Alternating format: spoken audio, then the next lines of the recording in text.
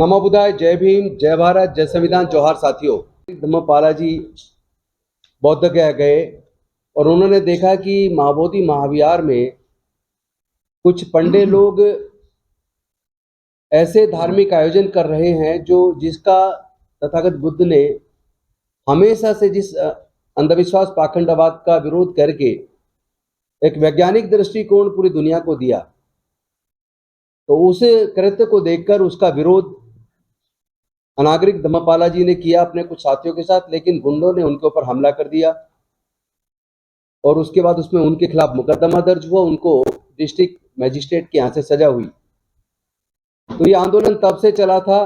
तत्पश्चात कांग्रेस के एक अधिवेशन में भी ये मुद्दा उठा और कांग्रेस ने उस वक्त एक कमेटी का गठन किया और डॉक्टर राजेंद्र प्रसाद जी के नेतृत्व में उससे उसकी जांच करके रिपोर्ट देने के लिए कहा।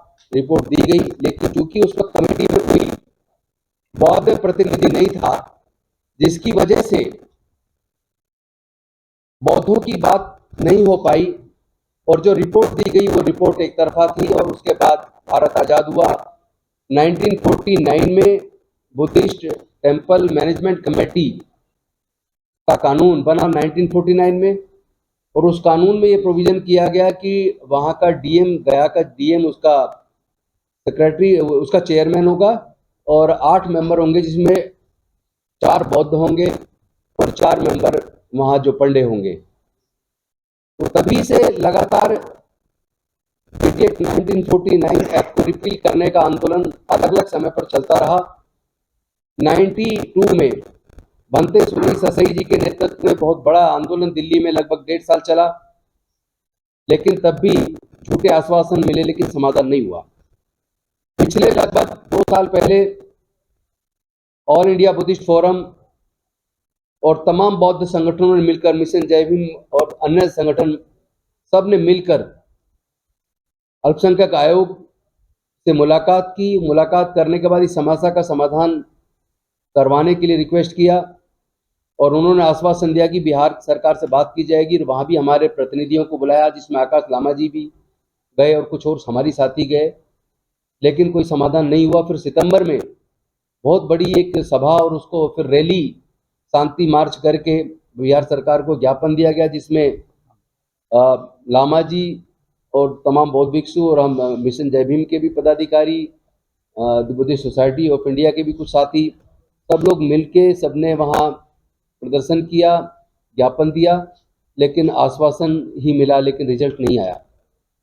उसके बाद 12 फरवरी से लगातार ऑल इंडिया बुद्धिस्ट फोरम और तमाम बहुजन संगठन, अम्बेडकरवादी संगठन, तथागत बुद्ध से जुड़े संगठन, सब ने मिल के महाबोधि महाविहार में आंदोलन शुरू किया। और सबको पता है कि लगभग 15 दिन के बाद जिस तरीके से धोखे से बल प्रयोग करके गया के प्रशासन ने बौद्ध भिक्षुओं को वहां से जबरन उठाया, ये कह के कि आपका इलाज कराना है, और जाके अस्पताल में पटक दिया और वहां से हमारे लोगों को हटा दिया बलपूर्वक धोखे से।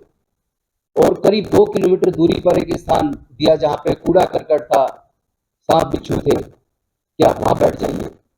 लेकिन हमारे बौद्ध धर्म के मानने वाले लोगों ने अपनी मेहनत से उस जगह को साफ सुथरा किया, बैठने लायक बनाया, और वहां कंटिन्यूअस आंदोलन आज भी चल रहा है। 70 दिन से ज्यादा हो गए।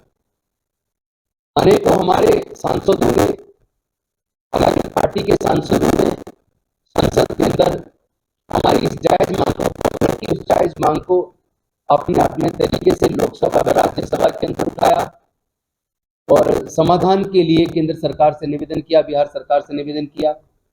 उधर बिहार की विधानसभा के अंदर हमारे एमएलए, हमारे साथी सतीश दास जी और कुछ और अन्य साथियों ने मिलके वहां पर भी उठाया। कुछ हमारे साथी विधायकों ने महाराष्ट्र की असेंबली के अंदर उठाया, और धीरे धीरे पूरे देश के अंदर ही नहीं बल्कि दुनिया के अलग अलग देशों में, अमेरिका में, ऑस्ट्रेलिया में, कनाडा में, इंग्लैंड में, फ्रांस में, जर्मनी में, अनेकों देशों में ये मांग उठी अम्बेडकरवादियों से और बौद्ध लोगों से कि महाबोधि महाविहार को बौद्धों के सुपुर्द इमीडिएट कर देना चाहिए, BT Act 1949 एक्ट को रिपील कर देना चाहिए।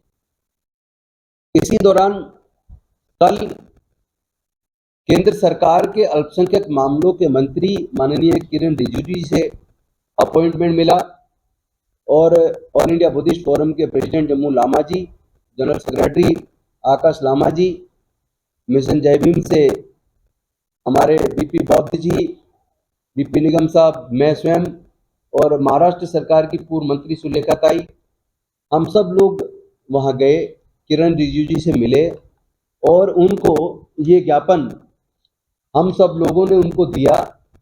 उन्होंने बहुत ही धैर्यपूर्वक शांति से हमारी बात को सुना और बड़ी सकारात्मक चर्चा की। उन्होंने आश्वासन दिया कि सरकार भी इस मुद्दे पर गंभीर है और उनके आश्वासन के हिसाब से उन्होंने कहा कि इस समस्या का समाधान होना चाहिए, वो भी इस बात को मानते हैं। उन्होंने आश्वस्त किया है कि इस पे अतिशीघ्र सकारात्मक कार्रवाई की जाएगी। लेकिन ज्ञापन देने के बाद जब हम बाहर आए, हम लोगों ने आपस में बातचीत की और हमने तय किया कि कोरे आश्वासन पे हम लोग नहीं रुकेंगे। हमारा धरना ये पूरे देश में तेजी से बढ़ेगा। महाबोधि महाविहार में धरना लगातार चलता रहेगा। देश के अलग अलग राज्यों से लोगों को जोड़कर कोऑर्डिनेशन किया जाएगा और इस आंदोलन को और भी विशाल और विस्तृत बनाया जाएगा। और जो लोग भारत से बाहर के देशों में बौद्ध लोग रहते हैं, अम्बेडकरवादी लोग रहते हैं, वो लोग भी हमारी पूरी टीम के साथ जुड़ गए हैं। पूरे देश के अंदर जितने बौद्ध संगठन हैं, अम्बेडकरवादी संगठन हैं, वो तमाम लोग भी जुड़ गए हैं। और जितने हमारे बहुजन समाज के अम्बेडकरवादी सांसद और विधायक हैं, उनमें भी काफी सकारात्मक सोच डेवलप हुई है, वो लोग भी संपर्क में हैं।